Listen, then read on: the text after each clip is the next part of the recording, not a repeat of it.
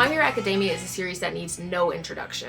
It's one of the most popular anime ever, considered by most to be one of the big three of the modern shonen anime scene. It follows Izuku Midoriya, more commonly known as Deku, a teenage boy trying to become a hero in a super-powered world where that's actually a job you can get. With the only holdup, initially at least, being that he is part of the 20% of the population not born with a quirk, which is what they call powers in this universe.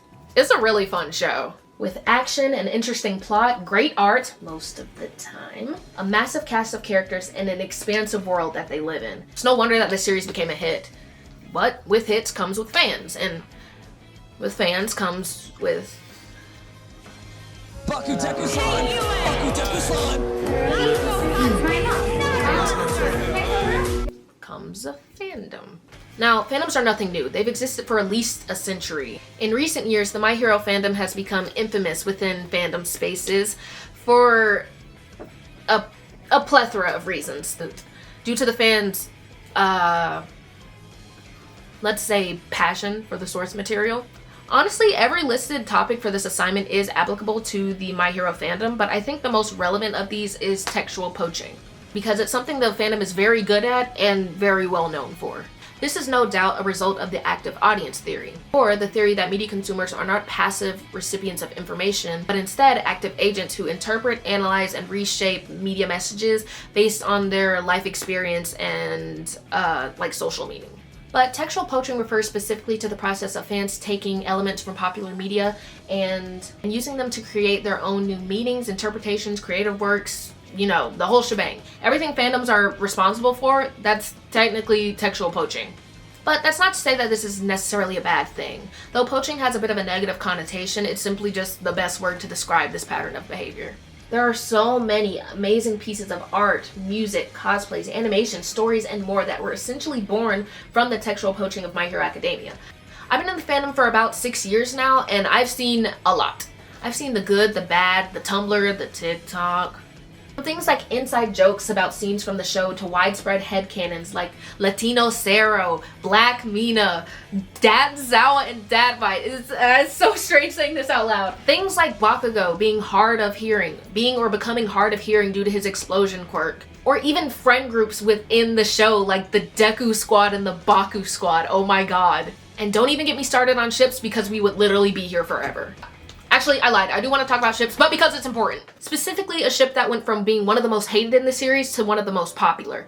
That being the infamous Bakudeku. The legendary, the infamous Bakudeku.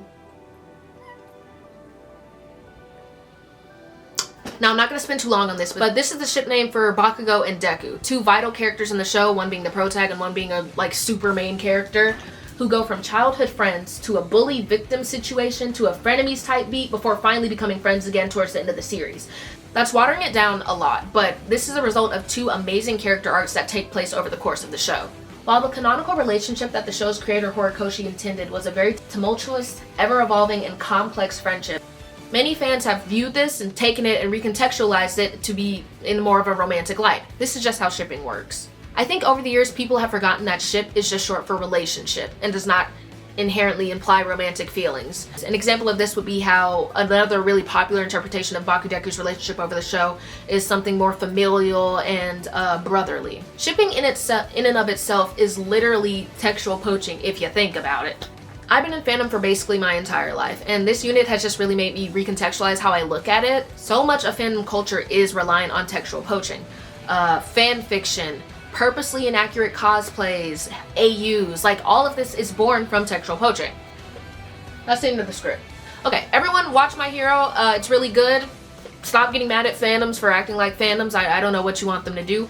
Hashtag let fandoms be cringe again. Something something go beyond, something something plus ultra.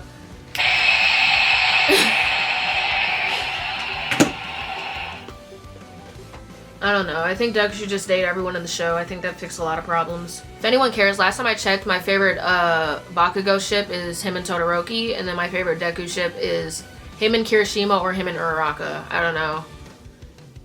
I like Bakudeku too, but it just depends on my mood. Okay, my camera's gonna die. That's it. Go beyond. Plus ultra.